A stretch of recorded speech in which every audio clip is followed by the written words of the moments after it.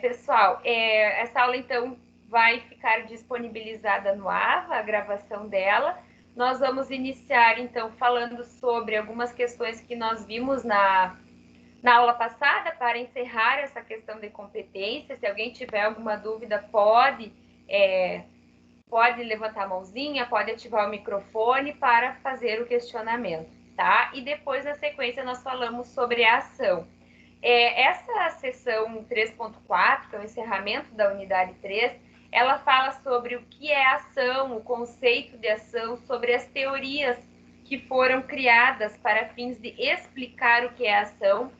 Ela trata também sobre os elementos da ação e no final, ainda vocês podem tomar nota que ela fala das condições da ação, tá? Na aula de hoje, até porque eu sei que a aula online ela deve ser diferenciada da aula ao vivo, porque estando ao vivo a gente pode trocar mais ideias, realizar trabalhos com os colegas, né? E aqui a gente fica um pouquinho mais limitado. Então eu vou deixar as condições da ação para a aula gravada, tá? Hoje nós vamos ver um pouquinho vamos encerrar a unidade da semana passada, a sessão da semana passada, vendo alguns exemplos de competência, de casos que envolvem competência, e depois, então, nós falamos sobre ação, teorias da ação e elementos da ação. Deixamos as condições da ação para a próxima semana, tá? Pessoal, então, iniciando aqui a aula de hoje, vamos revisar a sessão anterior. Eu trago aqui uma situação problema do Sem Medo de Errar do livro de vocês. O que o Sem Medo de Errar do livro de vocês ele nos traz aqui? Ele nos diz o seguinte: uma ação de alimentos em prol de Fernando, criança de 5 anos de idade, que neste processo é representado por sua mãe, Luzia. A ação tramita na comarca de Três Lagoas, no estado do Mato Grosso do Sul, cidade em que a mãe do menor reside com ele. O pai do menor, Luciano, ainda não foi citado para responder à ação. Luzia procurou o escritório, informando que, em virtude de ter conseguido um emprego na cidade de Sabará, no estado de Minas Gerais, gostaria que o processo também fosse deslocado para a cidade em que passaria a residir, até mesmo para ter melhores condições de representar o seu filho. Lucas, que é o advogado do escritório, solicitou ao Matheus, outro advogado do escritório, que orientasse juridicamente a cliente nos seguintes pontos: a solicitação de Luzia é viável diante do ordenamento jurídico brasileiro? O fato de o réu ainda não ter sido citado viabilizaria o pedido de Luzia? Pessoal, alguém quer emitir alguma opinião sobre o que acha que pode ser realizado nesse caso? Qualquer coisa, é só ativar o microfone aí. Nós estamos diante de uma ação de alimentos que foi ajuizada pela mãe de um menor de idade na cidade dela, onde ela reside com o menor, ingressou com uma ação contra o genitor, né?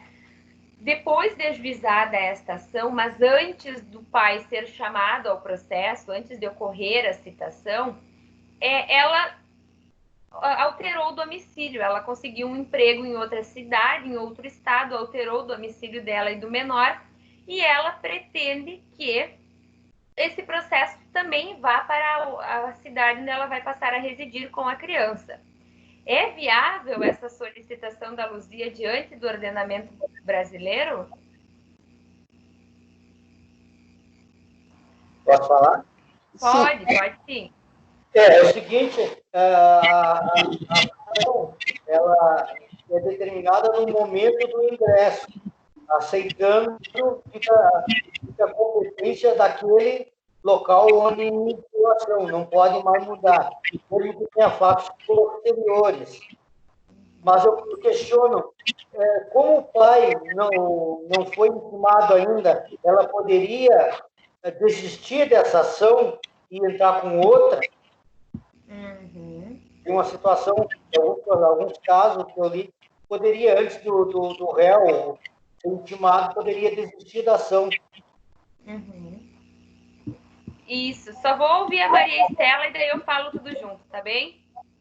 Eu acho que tem umas ressalvas na questão do território lá, de competência, que diz, tem algumas situações que pode sim, nessa questão de alimentação, ela pode requerer no domicílio do menor, né? Eu acho que é viável porque ele é o menor e na ação de alimentos parece que é previsto essa questão. Uhum. Pessoal,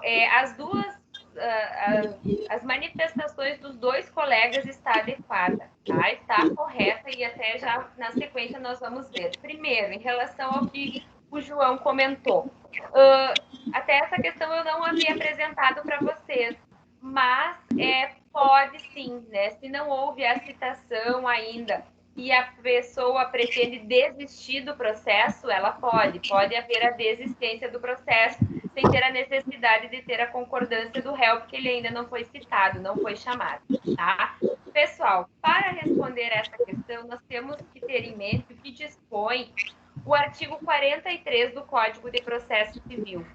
O Código de Processo Civil, ele nos diz no artigo 43 que, uma vez fixada a competência, as causas, fatos que acontecerem depois da fixação da competência, eles não são relevantes e eles não vão alterar a competência.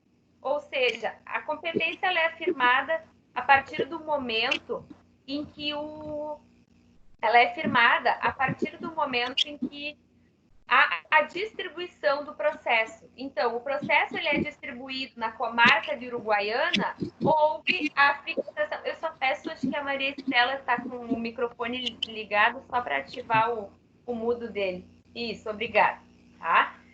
Pessoal, então, uma vez distribuído o processo na comarca de Uruguaiana, fixou a competência. É competente o foro da comarca de Uruguaiana para apreciar essa causa. Por quê? Porque o artigo 43 do Código de Processo Civil nos diz isso.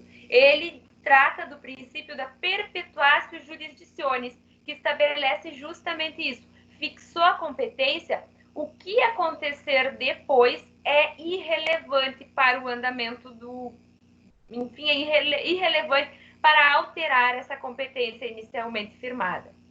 Porém, a Maria Estela fez uma ressalva que também está correta. Por quê? Porque nós estamos diante de uma ação de alimentos. E quando nós estamos diante de uma ação de alimentos, em que eu tenho tenho a necessidade de preservar o interesse do menor, é possível pensar em deslocamento dessa competência para onde vai passar a residir esse menor, visando o melhor interesse dele, tá? Então, o que eu digo sobre a situação específica exposta, em que nós temos uma ação de alimentos? Nós temos hoje entendimentos jurisprudenciais para os dois lados, tá? Este aqui, por exemplo, ó, que é uma decisão do Tribunal de Justiça do Estado do Rio Grande do Sul. É uma decisão que foi proferida no ano passado pelo Estado, em que modificou o domicílio da exequente menor de idade, ou seja, modificou o domicílio da criança, tá? E em razão da modificação do domicílio da criança, houve um pedido para que se alterasse o processo para o local onde ela passou a residir. E nesse caso que está na tela, o Tribunal de Justiça disse não. Por quê? Porque o artigo 43 do CPC diz que a competência é fixada no momento do registro ou da distribuição da petição inicial e que situações posteriores não alteram essa competência, isso inclusive de acordo com o que dispõe o princípio da perpetuatio jurisdictionis, tá? Então, ele considerou que a situação apresentada se enquadra na regra do artigo 43, tá? Agora, por outro lado, eu trago aqui uma outra jurisprudência, talvez ela tenha ficado bem apertadinha, né? Mas esse slide ele está no AVA também, então vocês conseguirão ver melhor lá. Uma outra decisão do Tribunal de Justiça, também proferida no ano passado por outra por outra Câmara, né, dizendo o contrário, dizendo que é uma situação também em que houve uma alteração do domicílio dos menores de idade.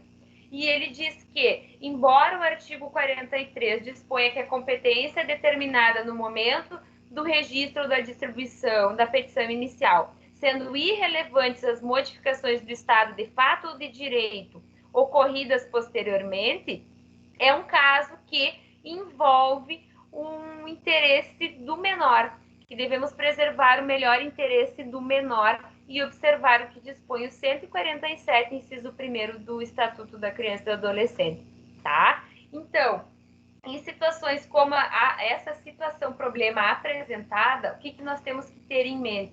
Qual é a regra geral? A regra é o artigo 46 do CPC, que diz que, uma vez fixada a competência no momento da distribuição do processo, do registro de distribuição do processo, o que acontecer depois é irrelevante. O processo vai seguir tramitando naquele lugar. Agora, podemos ver em cada caso concreto situações específicas. E aí, para preservar o interesse do menor, para preservar a saúde, para preservar bens fundamentais, para preservar direitos de personalidade, enfim, quando é uma situação relevante e que a modificação da competência, se verificar num caso concreto que a modificação da competência ela vai viabilizar a prestação adequada da atividade jurisdicional, isso pode acontecer, tá? Não é a regra, é a exceção. Outro exemplo que eu dou para vocês, que eu comentei na aula gravada, é, por exemplo, ações de medicamentos. A pessoa ingressa e pede ingressa contra o Estado, postulando a concessão de medicamentos numa cidade. É fornecido esse medicamento e ela tem que tomar de forma contínua, né? Tem que manter receituário atualizado, tem que, enfim, tem que manter o laudo médico atualizado. E aí, no meio do processo, essa pessoa se muda para outra comarca. E lá quem responde é outra coordenadoria regional de saúde. Então, podemos estar diante de uma situação em que, para ela manter receituários, laudos atualizados perante a Secretaria de Saúde, é algo dificultoso ela vir para o antigo domicílio dela. Então, dependendo da situação concreta, o juiz pode entender que, para fins de prestar a efetiva jurisdição, remeta os autos para outra cidade. Tá? Mas é a exceção, tá, pessoal? A regra é o que dispõe o artigo, a regra é o que dispõe o nosso artigo 43 do Código de Processo Civil, tá bom? Seguindo aqui, nós temos outro exemplo do livro de vocês, que é o Avançando na Prática, tá? Também consta lá na seção 3.3. Cristina procurou o Juizado Especial Cível buscando indenização pelos danos sofridos em virtude do não cumprimento de um contrato de compra e venda de alguns móveis por parte de Paulo.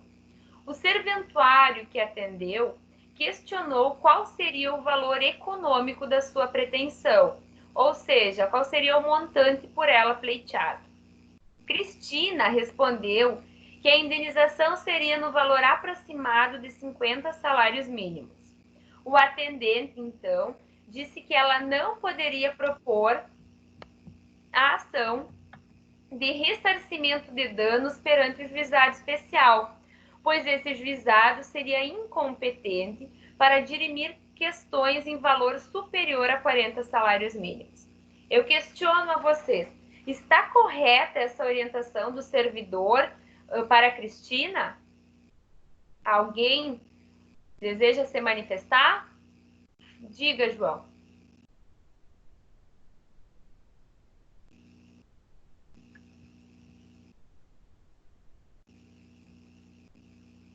Alguma manifestação?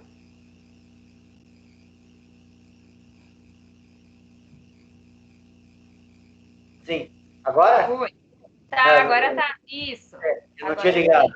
Então, a própria lei de 9.099, quando define o valor de 40 salários mínimos, logo em seguida, no parágrafo, quando estou com ela na mão, ela já estabelece que poderá ser ajuizada, ou seja, a competência pode ser nesse juizado, desde que o autor abra mão do valor superior a 40 salários mínimos, exceto se houver conciliação, aí pode ser qualquer valor. Isso, esta é a nossa resposta. Perfeito, João, tá? Então, não está correto, nesse caso, nesse exemplo que nós temos, não está correta a orientação do servidor. Por quê? Porque o juizado especial civil, de acordo com a Lei 9.099, de acordo com o que estipula o parágrafo 3º da Lei 9.099, ele é competente, sim, para julgar questões de até 40 salários mínimos. Mas nada impede que alguém procure o juizado especial civil, que a pretensão, que a questão que envolve a discussão seja em valor superior, mas esse servidor ele deveria ter informado isso, ele deveria ter informado que, embora... pessoal, eu só peço que ativem o mudo do microfone aqui para que não tenha interferência na gravação.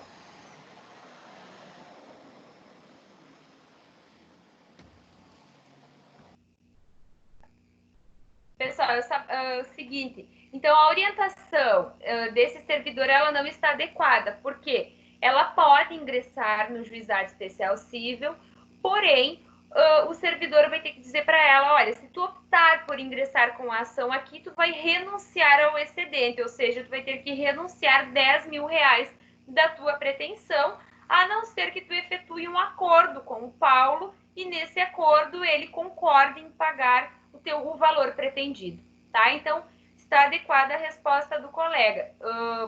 Respondendo à questão que se encontra na tela, não está correta a orientação do servidor, em razão do que dispõe o parágrafo 3º do artigo 3º da Lei 9.099, que diz que ela pode optar pelo juizado especial civil, no entanto, se ela assim optar, ela vai estar renunciando ao excedente, a não ser que as partes firmem um acordo, tá bem? Então, assim, nós concluímos a revisão da aula, da unidade da semana passada e vamos, então, dar continuidade com a nossa aula de hoje, com a nossa... encerrando a unidade 3, né, com a seção 3.4, falando das teorias da ação. O que eu ressalto novamente é que essa unidade ela fala sobre ação, conceito de ação, as teorias que existem para fins de explicação do que é ação, tá? Ela traz os elementos necessários da ação e, por fim, ela fala das condições da ação. Em princípio, nós vamos falar da ação, das teorias da ação e dos elementos da ação, tá? Condições da ação, eu vou deixar para falar na aula gravada para vocês, tá bem? Então, vamos iniciar aqui a nossa sessão 3.4. E antes de iniciar ela, pessoal, eu ressalto para vocês que nós temos 3 institutos fundamentais de direito processual, tá? Esses institutos fundamentais, um deles nós já trabalhamos, que é a jurisdição. Então, sempre que nós falarmos de processo, de direito processual, nós vamos falar de jurisdição, de processo e de ação, tá? São palavrinhas, são institutos que estão interligados e que estão diretamente atrelados ao nosso direito processual brasileiro, tá? Pessoal, só uma outra ressalva. Se porventura algum colega que entrou posteriormente pretender realizar a apresentação, tá, do seminário, talvez eu peço que se manifeste agora, que aí antes de iniciarmos a sessão nós realizamos isso. Não? Então, senão nós seguimos e qualquer coisa no final eu volto a questionar, tá? Voltando aqui, então, quando nós falamos em direito processual, nós temos 3 institutos absolutamente relevantes: jurisdição, processo e ação. Jurisdição, nós já vimos o que é. O que é jurisdição? Vamos ver, alguém me responde aí? O que é jurisdição?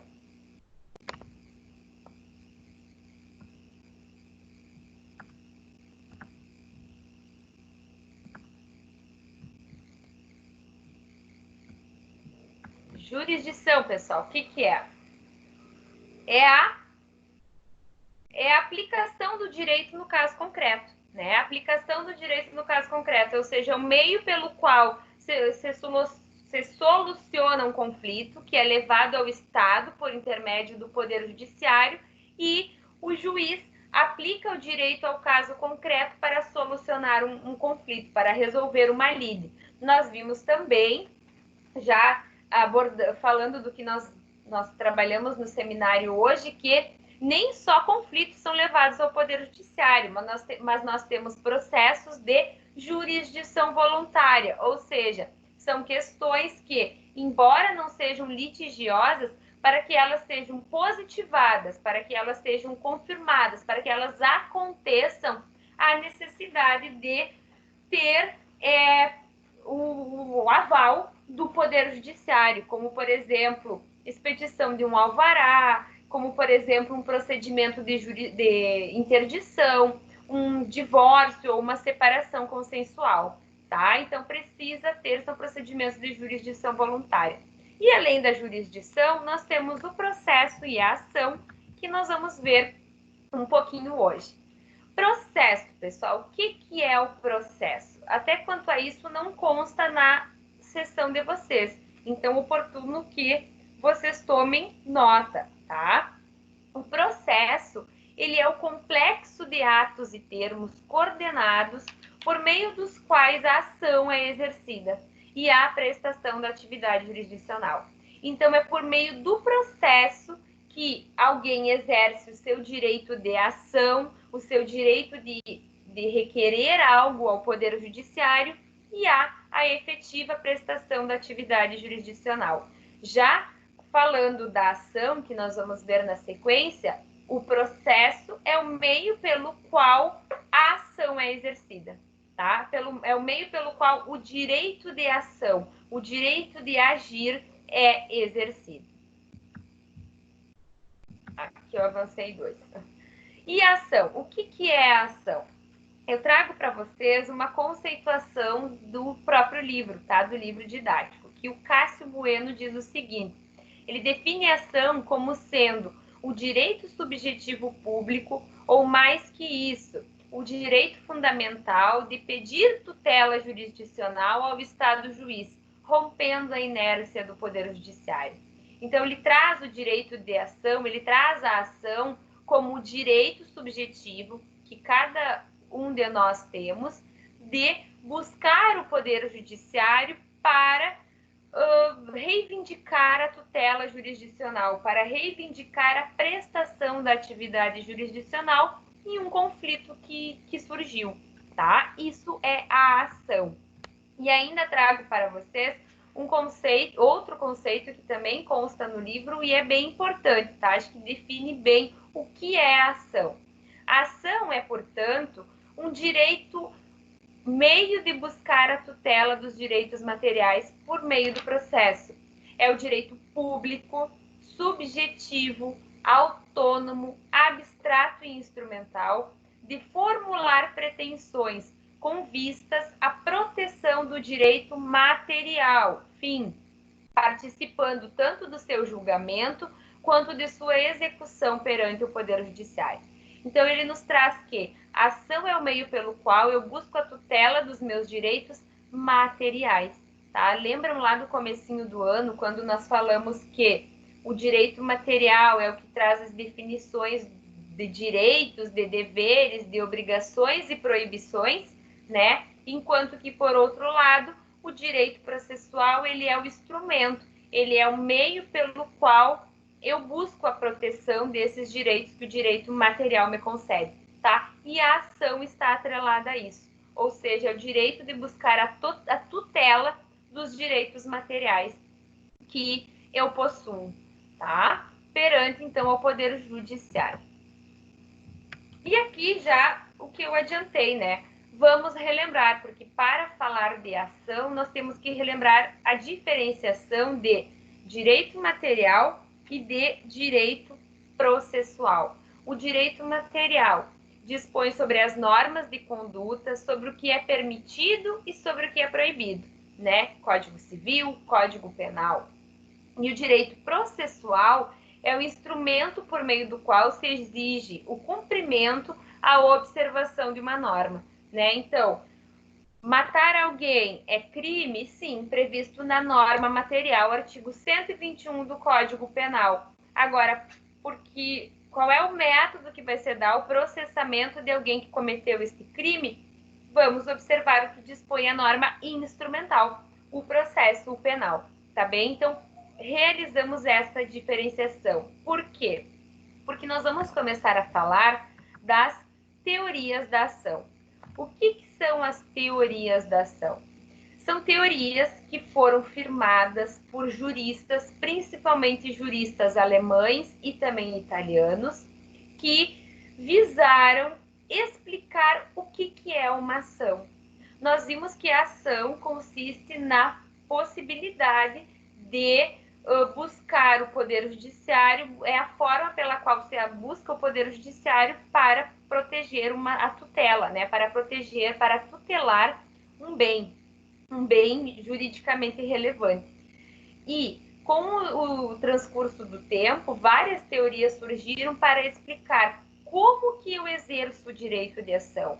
Eu preciso observar requisitos mínimos para ingressar com uma ação judicial? Ou eu simplesmente posso acordar, achar que eu tenho um direito, procurar um advogado e ingressar com uma ação judicial sem observar qualquer elemento, sem observar qualquer requisito mínimo, tá? Então, no decorrer do tempo, isso foi se modificando, se adequando. E o que eu ressalto aqui é que, lembrando lá o que nós vimos no começo do ano, nem sempre existiu ação, né?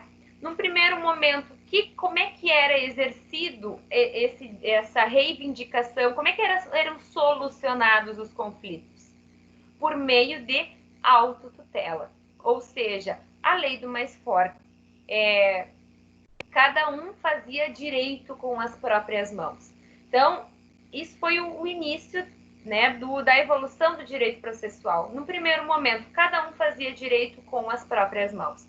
Porém, foi visto que essa forma ela não era mais adequada, que ela não trazia soluções efetivas de conflito, e surgiu então o quê? No segundo momento, a arbitragem, né, que era realizada de forma privada, ou seja, as pessoas mais idosas da sociedade e também os religiosos, os sacerdotes, eram os responsáveis por solucionar os conflitos instaurados em determinadas comunidades.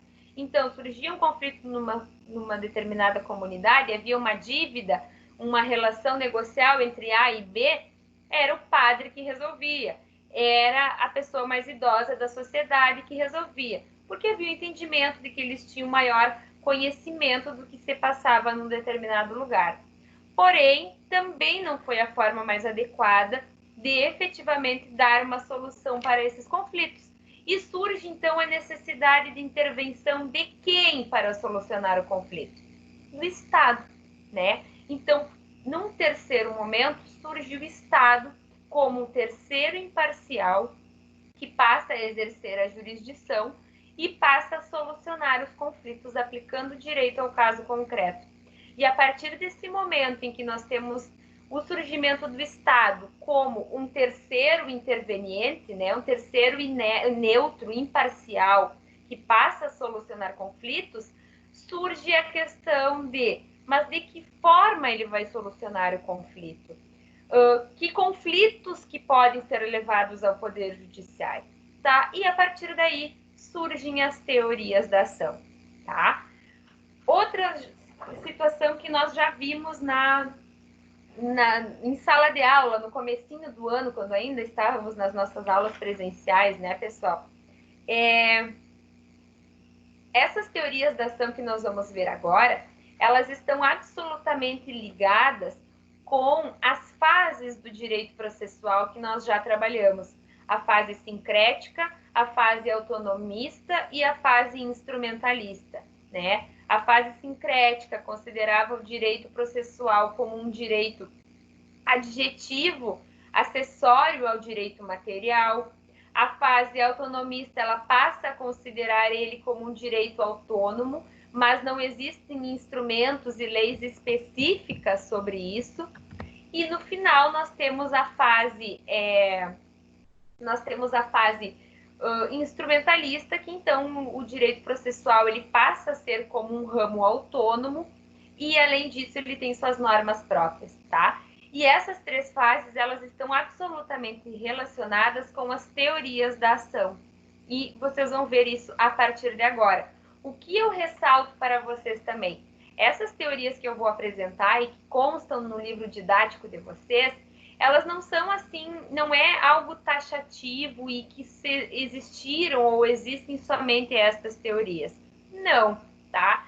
Doutrinadores criaram várias teorias. O que eu vou apresentar para vocês? As principais teorias para explicar o que é a ação, como se dá o exercício da ação, tá? A primeira delas é essa, a teoria imanentista, civilista ou clássica. Qualquer uma das denominações pode ser utilizada. O que diz essa teoria? Segundo essa teoria, o direito da ação, o direito processual, ele seria o próprio direito material em movimento, reagindo a uma agressão ou ameaça.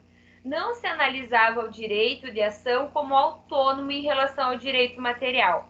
Ela foi uma teoria que prevaleceu até o século XIX, possui interesse histórico, mas atualmente não é utilizada. Essa teoria ela nos diz algo que a fase sincrética do direito processual estabelece. Então, ela está relacionada com a fase sincrética. Se vocês quiserem tomar nota disso, é relevante, tá? Por quê? Porque ela não considerava o direito processual, ela não considerava o direito de ação, a possibilidade de agir perante o Poder Judiciário, por exemplo, como algo autônomo. Ela considerava isso como algo adjetivo, anexo ao direito material. Ela considerava como um movimento do próprio direito material. Hoje, essa teoria não é mais utilizada, tá? Num segundo momento, nós temos a teoria concreta da ação. É uma teoria que foi adotada por um jurista alemão, o Adolf Wack, tá? O que diz a teoria concreta da ação? O direito processual, o direito de ação, ele é autônomo ao direito material. O direito de ação só existe se o direito material existir. São direitos autônomos, mas não independentes. Assegurava o direito de um indivíduo contra o Estado com o objetivo de obtenção de uma sentença favorável, tá? Aqui vocês prestem atenção, por quê? Porque essa teoria, ela nos traz a questão de que há a possibilidade do indivíduo ingressar em juízo, ingressar com uma ação judicial, o direito de ação, o direito processual, ele é autônomo, porém, a ação, o direito de ação, ele só vai ser exercido com a obtenção de uma sentença favorável. E aqui eu pergunto para vocês, e no caso de uma sentença de improcedência, não teria sido exercido o direito de ação? Segundo essa teoria aqui, não, tá? Segundo a teoria concreta, o direito de ação só teria sido efetivamente exercido se a sentença fosse favorável, ou seja, se alguém ingressasse no Poder Judiciário postulando uma ação de cobrança de um valor e o juiz dissesse, é procedente teu pedido, assiste razão. Segundo essa teoria, somente nessa hipótese se consideraria que foi exercido, foi possibilitado ao autor dessa ação o exercício do direito de ação. E se o juiz negasse o pedido e dissesse, julgo improcedente teu pedido porque não houve a comprovação da existência de uma dívida, segundo a teoria concreta, não teria sido exercido o direito de ação, tá? Então, por isso, essa teoria, ela também tem valor histórico, mas ela não é mais uma teoria usual, ela não tem seguidores atualmente. Por quê? Porque no caso de improcedência, não teria sido exercido o direito de ação, tá bom? Outra teoria que surgiu foi a teoria abstrata do direito de ação. Pessoal, se alguém tiver alguma pergunta, só levantar a mãozinha que eu verifico ou ativo ou pode ativar o microfone, tá? E também tem o chat da reunião, que se alguém tiver dificuldade com o microfone, pode escrever no chat, tá? Que eu vejo ali e respondo. Teoria abstrata da ação. O que é a teoria abstrata do direito de ação? Ela mantém o entendimento de que o direito de ação é um direito autônomo em relação ao direito material, mas ela vai além. Ela tratam-se de direitos independentes. Então, enquanto a teoria concreta nos diz que o direito processual ele depende do material, aqui ela diz que eles são independentes. Mas o que essa teoria nos diz? O direito de ação é amplo, abstrato, genérico e incondicionado, não existindo nenhum requisito que precise ser preenchido para ser exercido, tá? Essa teoria, ela nos diz o seguinte: pode exercer o teu direito de ação, pode ingressar com um pedido no Poder Judiciário e tu não precisas observar nenhum requisito mínimo para isso, tá? Tu não precisa ter uma pretensão resistida, tu não precisa ter realizado um requerimento administrativo, pode exercer livremente teu direito de ação, sem observar elementos mínimos, sem observar condições mínimas, tá? Trouxe aqui para vocês uma citação do próprio livro didático, que diz o seguinte: o direito de ação consiste, nesta ótica, no direito de levar qualquer pretensão ao juiz e dele receber uma resposta ainda que desfavorável, tá? Então, o que ela vem de forma diferente da concreta? Ela diz que o direito de ação é autônomo e vai além. Ela diz que é um direito independente do direito material. Só que ela nos fala também que se a sentença for procedente ou improcedente, ou seja, se o pedido for acolhido ou não, favorável ou desfavorável, também houve o exercício do direito de ação. Só que ela nos diz o seguinte: não precisa observar nenhum requisito mínimo, nenhum elemento mínimo para ingressar no Poder Judiciário. O que permite pensar, por exemplo, que eu possa ingressar em juízo e postular a cobrança de um valor que uma pessoa deve para minha mãe, que é plenamente capaz também. O nosso direito processual brasileiro admite isso?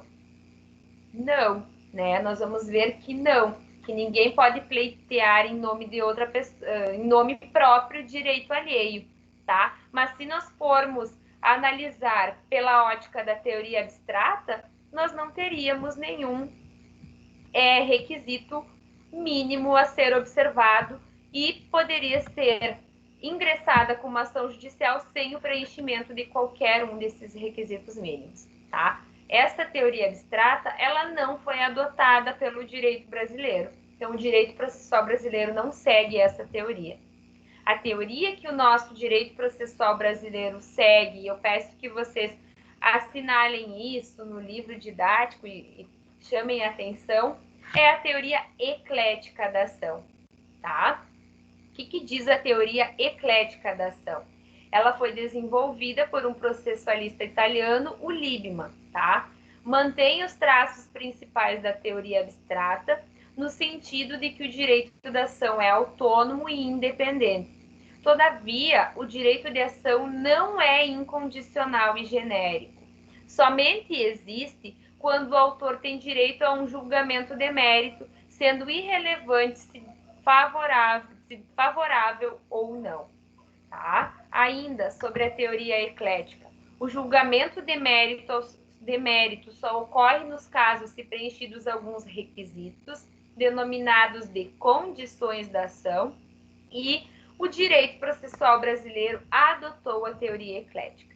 Então, hoje, o direito processual brasileiro, ele segue a teoria eclética, que nos diz o seguinte: nós já vimos, inclusive no começo do ano, que a teoria eclética, ela é nós já vimos que o direito processual, ele é um ramo autônomo e independente também, ele é autônomo e independente, ou seja, ele não está relacionado, atrelado ao direito material. Por quê? Porque ele tem normas próprias, porque ele tem livros próprios, ele tem doutrina própria, tá? Então, ele é autônomo e ele é independente.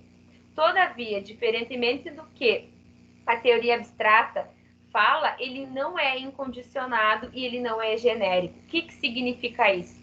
Para eu poder exercer o meu direito de ação, ou seja, para eu poder ingressar no Poder Judiciário e reivindicar uma tutela de algum direito, tá? Eu preciso observar requisitos mínimos.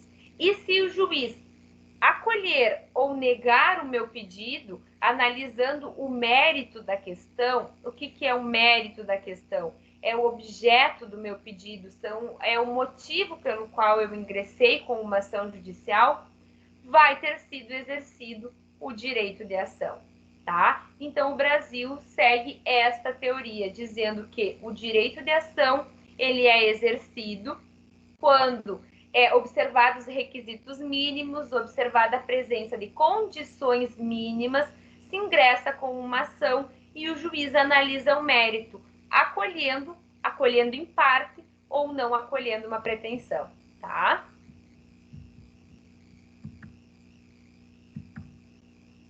Alguma pergunta?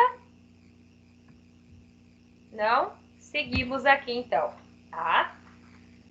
Temos ainda uma outra teoria, tá? Que é a teoria da asserção. Ela é uma teoria intermediária entre a teoria abstrata pura e a teoria eclética, porque o que ela diz? Ela nos diz o seguinte: se o juiz puder sumariamente, sem grandes ilações, concluir pela inexistência de uma ou mais condições da ação, ele deve extinguir o processo sem adentrar seu mérito, por carência da ação. Mas se o juiz necessitar de uma cognição mais aprofundada, então não haverá a extinção sem apreciação do mérito, e sim sentença de improcedência do pedido, tá? O que essa teoria quer dizer? Se o juiz, segundo a teoria eclética, nós vimos, e nós vamos ver ainda na sequência, que para ingressar com uma ação judicial eu devo observar condições da ação. Quais são as condições da ação, já antecipando? Legitimidade das partes e interesse de agir. Ou seja, eu tenho que demonstrar que eu tenho legitimidade para realizar um determinado pedido e eu tenho que demonstrar que eu tenho interesse em realizar aquele pedido. Demonstrado que houve o preenchimento das condições da ação, aí que o juiz vai analisar o mérito da causa, ou seja, qual é o objeto da discussão, quais são os fatos que motivaram o ajuizamento daquela ação, tá? Segundo esta teoria, se o juiz verificar de plano que não foram preenchidas as condições da ação, ele extingue o processo de imediato e ele não analisa os fatos, ele não analisa o mérito. Mas se o juiz necessitar de uma análise mais aprofundada das condições da ação, então ele deixa para verificar isso no decurso do processo e analisa o mérito, julgando improcedente o pedido. Isso não está correto e tem uma crítica, na verdade, não é que não está correto, tá? Mas observando pela teoria que o Brasil adotou, que é eclética, não se mostra adequado com o nosso ordenamento processual brasileiro. Por quê? Porque existe uma crítica a essa teoria da asserção. Por quê? Se há uma dúvida e essa dúvida gera que o juiz analise o mérito e julgue improcedente o pedido, eu estou falando de uma condição da ação ou isso deixa de ser condição da ação e passa a ser o mérito da causa, tá? Então, há uma confusão quanto a isso. Por quê? Seria uma pergunta, por exemplo, mas condição da ação não é sempre condição da ação, tá? Porque se ele julgasse sumariamente, ele iria dizer, não houve o preenchimento de condição da ação. Eu vou extinguir esse processo sem analisar o mérito. Agora, se ele necessitar de uma análise mais aprofundada sobre uma condição da ação e deixar prosseguir o processo, bom, então essa condição da ação, ela deixa de ser condição da ação, tá? Então ela é confusa nesse sentido e também não é adotada pelo ordenamento brasileiro. O ordenamento brasileiro adota a nossa teoria eclética da ação.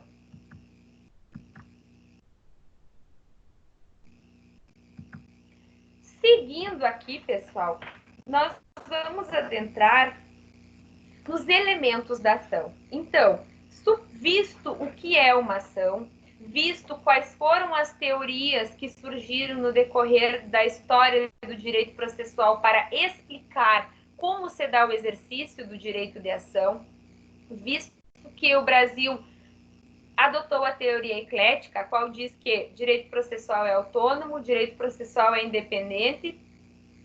Há o exercício do direito de ação quando o juiz analisa um mérito e acolhe, rejeita ou acolhe parcialmente o pedido, mas para isso eu preciso verificar a presença de condições mínimas. Há requisitos mínimos que devem ser demonstrados para ver se eu tenho o direito de ação, o direito de agir, de postular perante o Poder Judiciário, tá? E agora nós vamos ver os elementos que compõem a ação. E esses elementos são as partes, a causa de pedir e o pedido, tá? O porquê que esses elementos da ação, eles são importantes?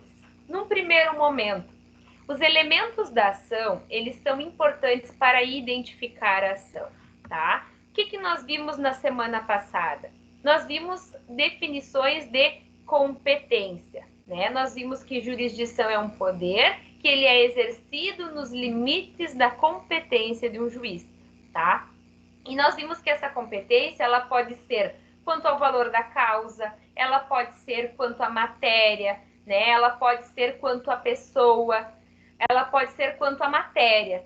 Então, por que os elementos da ação, eles são importantes nesse sentido? Para identificar a ação.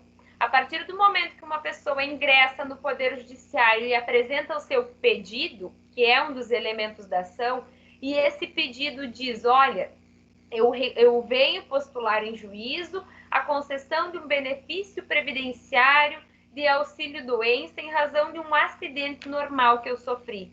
A partir da indicação desse pedido, já surge um alerta de, opa, essa ação deve tramitar na Justiça Federal. A partir do momento em que é um pedido e uma das partes é uma pessoa física e a outra parte é um ente público, é um município, é o Estado, é a União, eu já tenho que ativar um alerta e de pensar, olha, aonde que eu devo ajuizar essa ação? Será que é num juizado especial da Fazenda Pública? Vou verificar da lei quais as ações que cabe ao juizado especial da Fazenda Pública, tá? Então, os elementos da ação, eles são importantes nesse sentido. Por quê? Porque eles identificam a ação. Identificando quem são as partes, quais são os pedidos e qual é a causa de pedir, há a possibilidade de se identificar, por exemplo, a competência, ou seja, vou verificar que juízo é competente para análise de determinada causa, tá? Então, a primeira relevância dos elementos da ação. A segunda relevância, possibilitam eventual comparação com outra ação já existente e, consequentemente, auxiliam a evitar decisões conflitantes. O que significa isso? Quando nós verificamos que existe coisa julgada sobre um processo, isso impede que outro processo com a matéria idêntica, com as mesmas partes, com a mesma causa de pedir, seja ajuizado novamente. Por quê? Porque sobre aquele tema, em relação àquela pessoa, houve a fixação de coisa julgada. Transitou em julgado, não se discute mais, tá? Então, havendo a indicação das partes da causa de pedir e do pedido, eu vou poder verificar, por exemplo, enquanto advogado, enquanto juiz, se aquela situação que está sendo levada ao Poder Judiciário, ela já não foi discutida em outro processo, em razão, e está abrigada sob o manto da coisa julgada. Ou, por exemplo, eu vou poder verificar se aquela ação não foi objeto de outra ação que já está tramitando em outra vara, e por isso é objeto de litispendência, que é semelhante à coisa julgada, mas diz respeito a processos que estão ainda em curso, tá? Que ainda não tiveram uma decisão final. Eu vou poder verificar se por acaso não foi ingressada uma outra ação que tem um pedido mais abrangente que este realizado num processo específico, ou então se não foi realizado em outra ação, um pedido que possa interferir nesta ação ajuizada, tá? Então, por isso que os elementos da ação possibilitam isso, possibilitam comparações com outras ações e auxiliam a evitar decisões conflitantes e a prestação, consequentemente, da efetiva atividade jurisdicional, tá? Da solução de um conflito no caso concreto. E além disso, né, pessoal, ainda atrelado a isso, ao mesmo tempo em que evita decisões conflitantes, evita ações desnecessárias, ela auxilia em outros princípios de processo, como, por exemplo, na celeridade processual, auxilia também na questão da economia processual e, mais do que isso, mais relevante do que tudo isso, auxilia na prestação da efetiva jurisdição, tá? Então, por isso que esses elementos da ação, esses 3 elementos, são absolutamente importantes e por isso que eu fiz essa ressalva de colocar o alertinha do lado. Quais são os elementos? Partes, causa de pedir e o pedido também. Agora nós vamos ver um pouquinho de cada um deles, tá?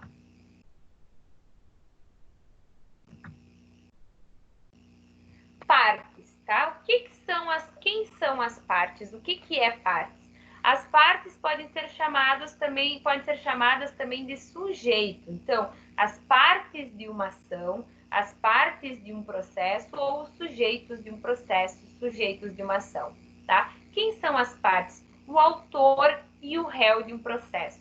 Aquele que busca uma tutela jurisdicional é o autor, e aquele contra quem se busca a referida tutela, que é o réu. Então, o autor é aquele que ingressa com uma ação objetivando solucionar uma lide, resolver um conflito, e o réu é contra aquele a quem é ajuizada essa ação, contra quem eu busco resolver uma pretensão, tá? Aqui eu trouxe também denominações que são sinônimos de autor e réu. E por que eu ressalto isso? Porque eu já vi pessoas confundindo, chamando o autor de requerido, por exemplo, ou chamando o réu de postulante. Então, tomem cuidados, porque parece algo... Tomem cuidados, tá? Porque parece algo simples, mas eu já vi confusão, tá? Então, por isso eu ressaltei para vocês.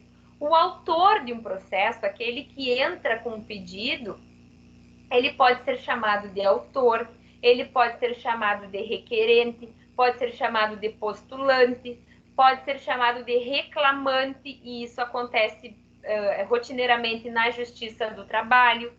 Ele pode ser chamado de querelante, e isso está mais relacionado aos processos criminais, em que são de ação privada, como, por exemplo, a calúnia, a injúria, né, difamação.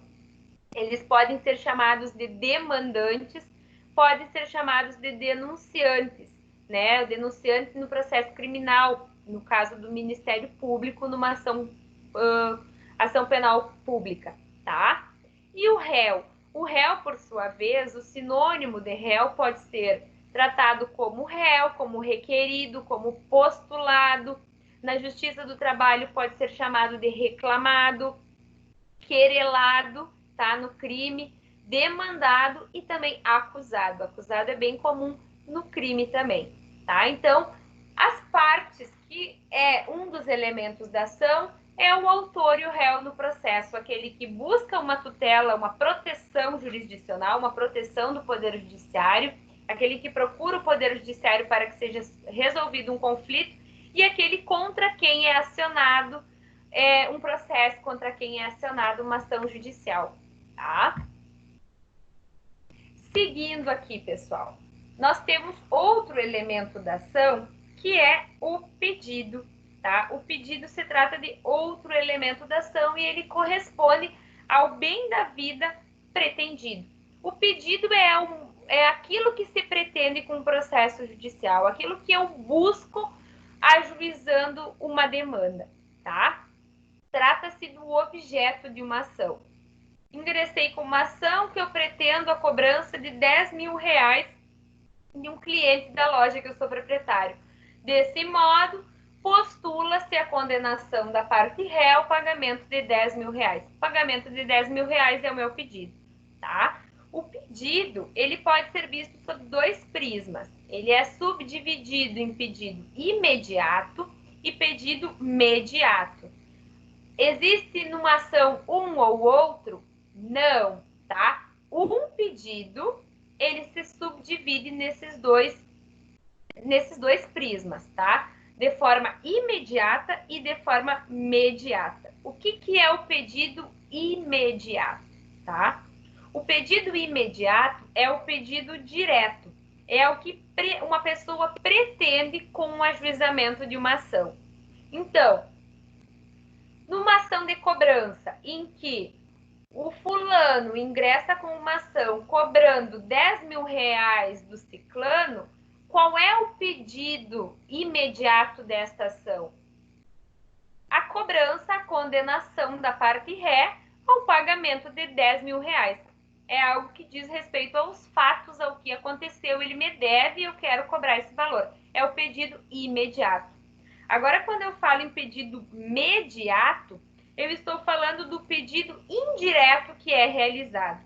E ele dispõe sobre o bem que a pessoa quer proteger, tá? Então, nessa mesma ação em que o fulano ingressa com uma ação de cobrança e postula a condenação do ciclano ao pagamento de R$10.000, qual é o pedido imediato? A condenação do ciclano ao pagamento de R$10.000. E qual é o pedido mediato? A proteção ao patrimônio, né? O fulano visa proteger o seu patrimônio e se ressarcir de um valor que ele foi, um valor que foi dele tirado, tá? Então, o pedido mediato, ele está relacionado a bens, a valores, ou seja, proteção à honra, proteção ao nome, proteção à vida, proteção ao patrimônio, tá? São essas questões abstratas e o pedido imediato é algo que concretamente eu pretendo. O meu nome foi escrito indevidamente nos órgãos de restrição ao crédito. E, em razão disso, eu entro com uma ação e eu postulo a retirada do meu nome dos órgãos de restrição e eu postulo a condenação da parte ré ao pagamento de indenização por danos morais. Qual é o pedido imediato nesse caso? A condenação da parte ré ao pagamento de indenização por danos morais e a retirada do meu nome dos órgãos de restrição ao crédito. Pedido imediato, pedido direto, é aquilo que eu almejo, né, com a ação. E qual é o pedido imediato? O que está por trás desse pedido direto? A proteção ao meu nome, a proteção à imagem, a proteção à honra, a proteção a direitos da personalidade, tá? A proteção a bens que são protegidos. Então, isso é considerar que o pedido, ele é analisado sob esses dois prismas, imediato e mediato. E ainda aqui, pessoal, nós temos a causa de pedir.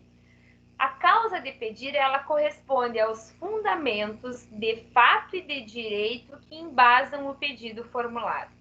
Conjunto de fundamentos levados pelo autor a juízo, constituído pelos fatos e fundamentos jurídicos a ele aplicável. É o fundamento pelo qual a parte autora dirige determinado pedido ao Poder Judiciário. Tá? Isso também consta no livro de vocês. A causa de pedir, ela é, na verdade, os fatos e os fundamentos do pedido, ou seja, é o momento em que eu vou explicar o motivo pelo qual eu ingressei com uma ação. Então, quando eu falo em causa de pedir, eu estou falando na necessidade de trazer dentro de um pedido o motivo pelo qual eu estou fazendo o pedido. Porque a lei ela não aceita que o meu pedido seja genérico. Eu preciso demonstrar a razão pela qual eu estou realizando eu tenho aquela pretensão, tá? Então, cuidem com isso. Há a necessidade de demonstração da causa de pedir. Por exemplo, o meu nome foi escrito indevidamente nos órgãos de restrição ao crédito. Eu nunca mantive relação com determinada loja e mesmo assim ela escreveu o meu nome nos órgãos de restrição ao crédito. Em razão disso, eu postulo a retirada do meu nome dos órgãos de restrição ao crédito, postulo a condenação dessa loja ao pagamento de indenização por danos morais. Isso também porque, nos termos do artigo 186 do Código Civil, houve um cometimento de um ato ilícito. Qual é a causa de pedir? A causa de pedir é tudo isso que eu expus, né? Houve uma inscrição indevida, nunca mantive relação com essa loja e mesmo assim ela escreveu meu nome nos órgãos restritivos. Com base no que dispõe o artigo 186 do Código Civil, eu venho fazer tais e tais pedidos. Ou seja, eu justifiquei o meu pedido, eu fundamentei o meu pedido. E isso é a causa de pedir, tá? A causa de pedir, pessoal, também ela pode ser imediata ou próxima, imediata ou remota, tá? Não estou falando de que uma ou outra, mas isso deve compor a causa de pedir. Causa de pedir imediata ou próxima são os fatos que embasam a pretensão, tá? Assim como o pedido imediato. Fatos que embasam a pretensão. Volto a esse exemplo da inscrição indevida. Qual é o fato que embasa o meu pedido? O fato é que meu nome foi escrito nos órgãos restritivos sem eu manter relacionamento com a loja, tá? Isso é o fato, é o que aconteceu, tá? E a causa de pedir remota, imediata ou remota, tá? É o direito que embasa meu pedido. Ou seja, isso que aconteceu, esse fato que aconteceu, ele contraria o que consta no artigo tal, ele contraria a súmula do STF, súmula do STJ, contraria a jurisprudência do tribunal, tá? Então, a causa de pedir imediata é o direito, é o que embasa um determinado fato e motiva o meu pedido, tá? Isto é a causa de pedir. E aqui, então, eu trouxe um exemplo. E se alguém quiser, né, comentar, pode ativar o microfone aí e apresentar o que conclui disso, tá? Exemplificando essa parte de pedidos, de causa de pedir e de partes, tá? Uma ação indenizatória que Joelma move contra Miriam, em razão de um acidente de trânsito ocorrido no dia 1º de abril de 2020.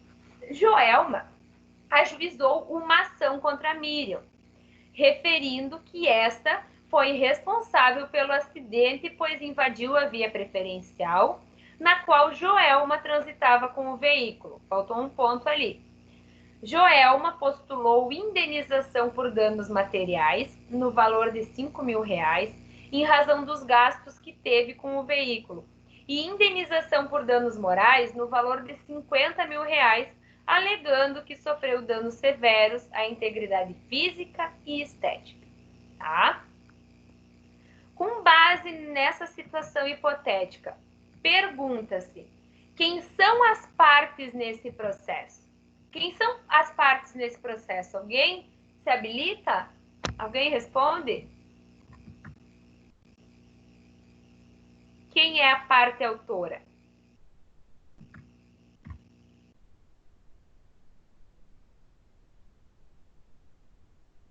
Tá todo mundo com frio hoje aí, escondido da chuva, né?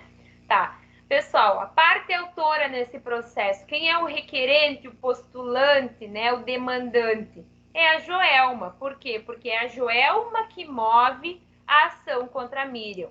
E quem é a parte requerida? A parte ré é a Miriam, tá? Então, quem são as partes nesse processo, nesse exemplo que eu trouxe, a Joelma é a autora e a Miriam é a ré. Qual é a causa de pedir mediata e qual é a causa de pedir imediata nesse caso aqui? A causa de pedir imediata. O que nós vimos? Causa de pedir imediata é aquela que está relacionada com o fato. Então, a causa de pedir imediata, qual é o fato que aconteceu? Um acidente de trânsito que aconteceu no dia 1º de abril de 2020, porque a Joelma invadiu a via preferencial e esse acidente resultou danos. Esta é a causa de pedir imediata, são os fatos. E qual é a causa de pedir mediata? Tá? Até não constou ali, mas em razão desse acidente, posso dizer que o artigo tal, o artigo 186 do Código Civil, fala da responsabilidade civil, do que é ato ilícito, considerando que ele dispõe a Joelma praticou um ato ilícito, ocorreram danos em razão disso e a jurisprudência defende nesse sentido, ou seja, é o direito que eu vou alegar para sustentar o meu pedido, a minha pretensão, tá? E na sequência aqui, quais foram os pedidos formulados e qual é o pedido mediato e qual é o pedido imediato, tá? Quais são os pedidos imediatos? Os pedidos imediatos, nesse caso, são aqueles, é a pretensão que a Joelma que busca, né? Ou seja, a indenização, a condenação da Miriam ao pagamento de indenização por danos materiais e a condenação da Miriam ao pagamento de indenização por danos morais. Pedido imediato. E o que é o pedido imediato disso? Se ela pretende indenização por danos morais porque sofreu gastos no veículo, ela pretende preservar o patrimônio.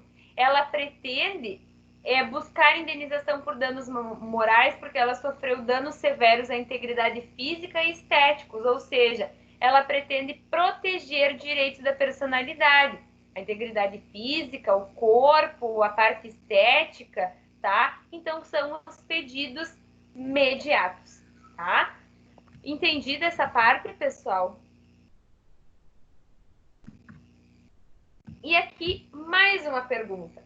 Verificado quais são os elementos da ação, que é pedidos, partes e causa de pedir, qual é o momento previsto em lei para que se entenda por fixados os elementos da ação? Quando, dentro de um processo judicial, que devem ser fixados estes elementos da ação? Na petição inicial, tá? Então, na primeira oportunidade que eu me manifesto em juízo, os elementos da ação, eles devem estar presentes. Inclusive porque, relembrando, eles são importantes para identificar a ação, tá? E a partir do momento em que eu apresento uma petição inicial, eu indico quem são as partes, eu indico quais são os pedidos, eu indico qual a causa de pedir, o juiz, ao receber a minha petição inicial, ele vai poder dizer, olha, eu não sou competente para analisar esse processo, porque ele trata de matéria que é competência da Justiça Militar. Olha, eu não sou competente para atuar nesse processo, porque eu sou juiz de uma vara civil e esse processo trata de matéria de juizado da Fazenda Pública, tá? Então, por isso que é na petição inicial que devem estar expostos os elementos da ação. E isso está definido na lei, tá? No nosso Código de Processo Civil. Então, os elementos da ação, eles devem ser apresentados quando da apresentação da petição inicial, tá? E isso consta nos nossos códigos de processo. Vamos ver agora na sequência. No CPC, nós temos isso no artigo 319. Inclusive, o que eu sublinhei é algo que nós já vimos. São elementos que nós já conversamos e eles precisam se fazer presentes na petição inicial. Até, inclusive, vocês, quando prestarem prova da OAB na segunda fase, ou, enfim, no momento, na própria faculdade, em razão de práticas, né? De aulas práticas e depois no exercício da profissão, quem optar por advogar, precisa observar esses requisitos. Numa prova da OAB, por exemplo, se vocês não especificarem na peça processual que vocês estão apresentando, optarem por redigir todos os elementos necessários, isso faz com que vocês percam pontos, né? Que seja considerado incorreto. Então, prestem bastante atenção, porque quando vocês realizarem uma petição inicial, vocês precisam fazer com que nela constem todos esses requisitos. E eu sublinhei, então, os que nós já trabalhamos. O que diz? A petição inicial indicará o juízo a que é dirigida e por que a necessidade de indicação do juízo, já para fins de verificação de competência, tá, pessoal? Aqui, um dos elementos da ação. Nome, pré-nome, estado civil, existência de união estável, profissão, número de inscrição no cadastro de pessoas físicas, no cadastro de pessoa jurídica, endereço eletrônico, domicílio, residência do autor e do réu, tá? Então, a necessidade de qualificação, de indicação de quem são as partes do processo. Até se vocês quiserem pegar o código de vocês aí e anotarem, né? Juízo a quem é dirigido, anota do lado, importante para a verificação da competência. O inciso 2º, nome, prenome, estado civil, domicílio, né? Coloca do lado ali, elemento da ação, tá? Podem colocar que é elemento da ação. Também vai auxiliar para fins de definição de competência. Inciso 3º, o fato e os fundamentos jurídicos do pedido. Quando eu falo que a petição inicial indicará os fatos e os fundamentos jurídicos do pedido, eu estou falando que a petição inicial indicará a causa de pedir, tá? Então, também podem anotar do lado do inciso 3º, anota fatos e fundamentos do pedido igual a causa de pedir, tá? No 4º, o pedido com suas especificações, mais um elemento da ação. Então, nós verificamos que nos incisos 2º, 3º e 4º, há a exigência, por meio do artigo 319, que a petição inicial tem que conter os elementos da ação: nome, causa de pedir e o pedido, tá? Além disso, que eu destaco para vocês aqui, que é algo que nós já vimos, o valor da causa, né? Que o valor da causa também gera reflexos para fins de definição de competência. E, além disso, o valor da causa vai gerar reflexos em questão de pagamentos de custas e despesas processuais, tá? Então, no CPC, no artigo 319, consta a exigência de que os elementos da ação, eles venham especificados na petição inicial, tá? Aqui, outra lei que eu trago para vocês é a Lei 9.099. E também ela indica, no artigo 14, que quando a apresentação do pedido no juizado especial civil, porque falo em apresentação por quê? Porque no juizado especial civil não precisa ter uma petição.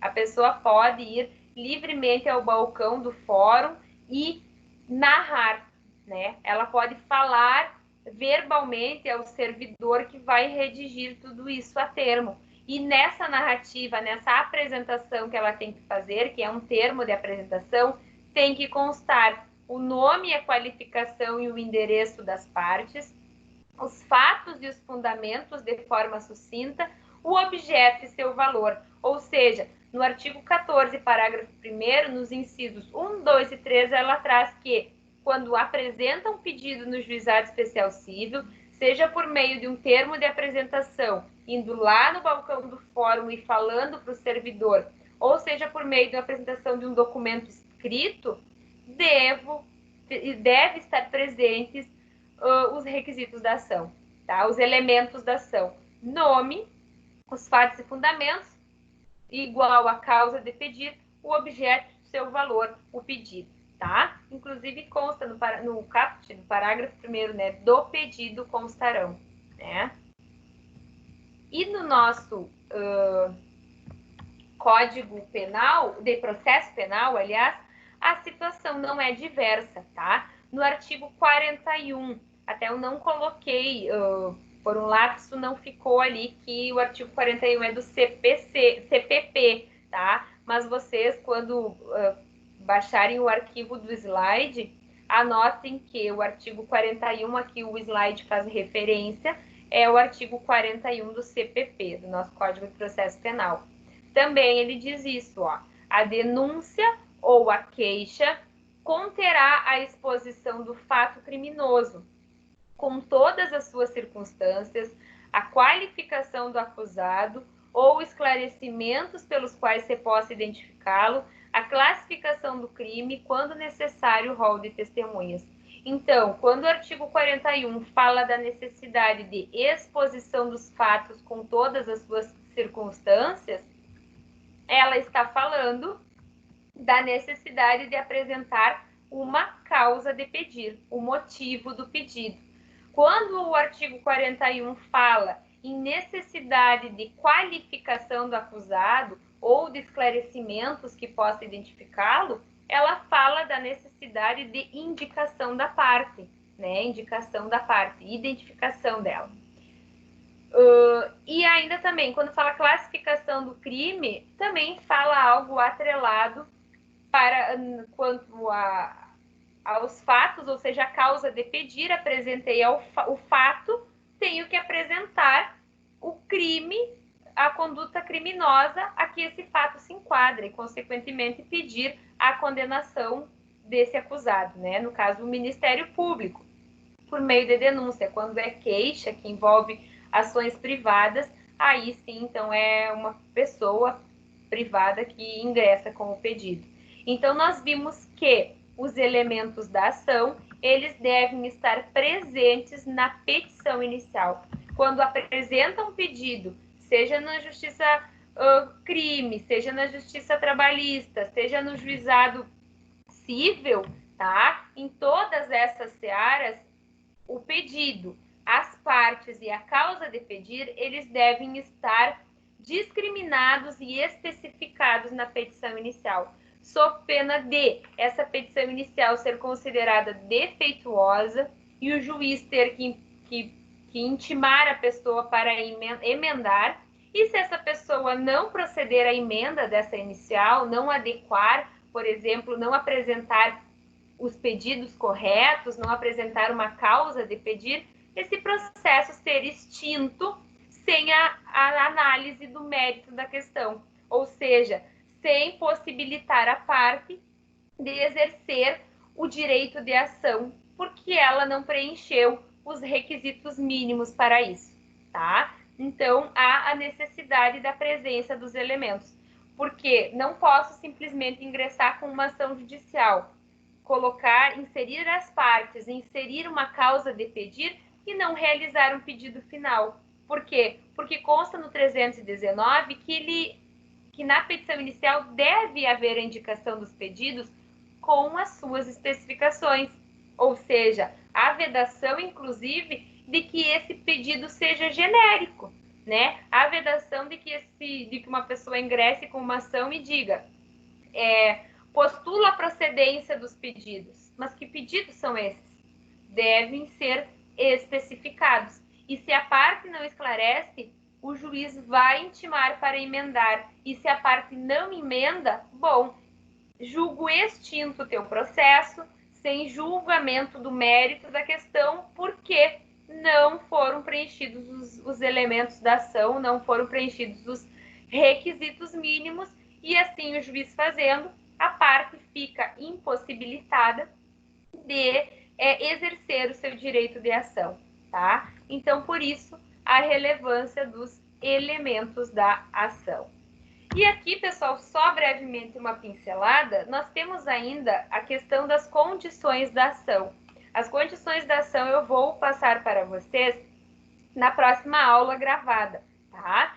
Mas o que diz as condições da ação? Além de nós termos elementos a serem observados, ou seja, quando eu ingresso com um pedido, há a necessidade de se ter uma causa de pedir, um pedido e as partes, há necessidade também do preenchimento de condições mínimas, que são as condições da ação.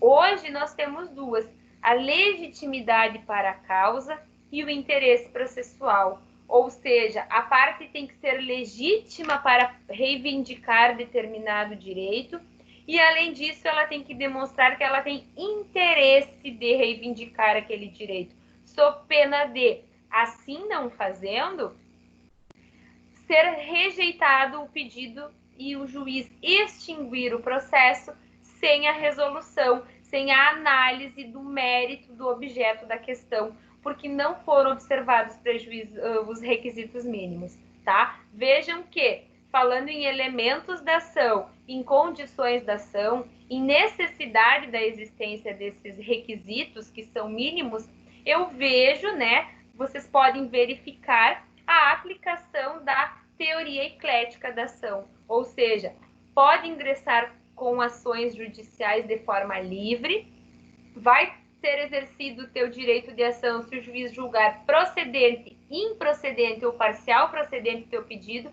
Todavia, para que tu possa exercer o teu direito de ação e ter a tua pretensão analisada no Poder Judiciário, deve haver observação de requisitos mínimos, elementos da ação, o teu pedido, a tua pretensão, a tua peça inicial tem que ter a apresentação das partes, da causa de pedir e dos pedidos, e, além disso, tem que demonstrar, deve ficar evidenciada a condição da ação. Eu, enquanto advogada, enquanto parte, devo entrar com uma ação e mostrar que eu tenho legitimidade para pleitear determinada coisa, né, reivindicar determinado direito, e, além disso, eu tenho que demonstrar que eu tenho interesse em postular determinada questão, tá? Na próxima aula, eu concluo essa parte das condições da ação. Pessoal, alguma dúvida sobre a matéria que foi repassada até agora, sobre a aula de hoje? Não? Tá. Então, seguinte. Oi, alguma pergunta? Posso fazer? Sim, sim. Eu tenho uma. Posso... Então, assim, ó, se o juiz extinguiu o processo sem a resolução do mérito, pode futuramente ingressar com o mesmo fato? Sim, sim. Na verdade, pode. Quando não há resolução do mérito, pode haver o ingresso porque não foi debatido o mérito da ação, né? Não foi debatido os fatos que ali foram argumentados.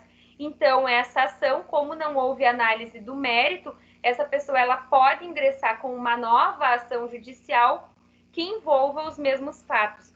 Óbvio que, se houve a extinção de um processo sem resolução do mérito, é porque aconteceu alguma irregularidade ou porque não houve o preenchimento de algum desses requisitos, né, de legitimidade, de interesse processual, e a parte, nessa próxima ação que ela ingressar, ela vai ter que comprovar o preenchimento desses requisitos sob pena do pedido dela ser rejeitado e não ser apreciado o mérito de novo, tá? Mas pode haver a nova discussão. Pessoal, mais alguma pergunta? Pessoal, eu não sei, alguém que não apresentou o trabalho no comecinho da aula deseja apresentar a sua fala agora? Não? Qualquer coisa, vocês também podem encaminhar no grupo do WhatsApp, tá? Não tem problema, pode encaminhar a apresentação no grupo do WhatsApp, que vai ser considerado de igual forma, tá? Então, se não tem mais nenhuma... Oi. Oi, é o Paulo. Oi. Eu poderia sugerir, talvez, para algum trabalho, alguma coisa, devido à relevância do assunto, a questão, talvez, um trabalho mais sobre competências. Tá, Acho ótimo. interessante, assim. Não pode ser. Na verdade, até a gente fica chateada de estar nessa situação, porque a matéria que nós estamos vendo é uma matéria absolutamente relevante. tanto essa questão de competência como a questão da aula de hoje, da ação, é algo que vai acompanhar a vida acadêmica de vocês, porque é a base para o processo civil, é a base para o processo penal, para o processo trabalhista, e mais do que a vida acadêmica, a vida profissional, né? Quem está exercendo, quem está fazendo estágio, ou futuramente para a prova da OAB, para concursos, ou no trabalho, na atuação, é isso que vocês vão se deparar, que é a questão prática, instrumental, né? O meio pelo qual vocês vão exercer o direito. Então, pode deixar, Paulo, que eu vou considerar assim, né? Até além daquele do trabalho que vai mapa. ser isso do mapa mental, o organograma ou alguma coisa assim, mas eu acho Uhum. interessante talvez aumentar um pouco mais a questão da análise das competências ali. Tá. Eu também estou preparando, pessoal, algum material com questões da OAB. E nesse material também vou buscar localizar questões que falem de competência. Possivelmente tenha, né? Porque é uma matéria bastante relevante. Até o final da semana eu encaminho ele para vocês. Mas eu vou verificar sim, né? Até tenho essa preocupação de que, infelizmente, como a gente está distante nesse período, talvez uma das formas de ter um contato mais prático com a matéria e verificar onde ficou alguma dúvida é realizando essas atividades, né? Então, por isso até eu agradeço a compreensão de vocês, agradeço a participação e parabenizo vocês, porque diariamente nós temos que estar nos reinventando, né, pessoal? Nos reinventando para que possamos prosseguir nos estudos. Mais alguma colocação? Não, ok. Isso? Então, pessoal, eu agradeço a participação de vocês, agradeço o pessoal que participou no comecinho da aula com o nosso seminário. Então, hoje nós encerramos por aqui e eu encaminho a gravação para vocês com essa parte das condições da ação, tá bem? Uma boa noite a todos, um bom final de semana e qualquer coisa, me chame no grupo do WhatsApp. Até peço a gentileza que se vocês têm mais contato com os colegas, e tem alguns colegas que ainda não estão no grupo do WhatsApp. Então, que vocês, né, passem o contato, passem o link, ou podem até me chamar e me mandar o número, que aí eu adiciono o colega no grupo, tá bom? Boa noite a todos, um bom final de semana e qualquer dúvida, só me chamar, tá bem? Ok, boa noite. Boa noite.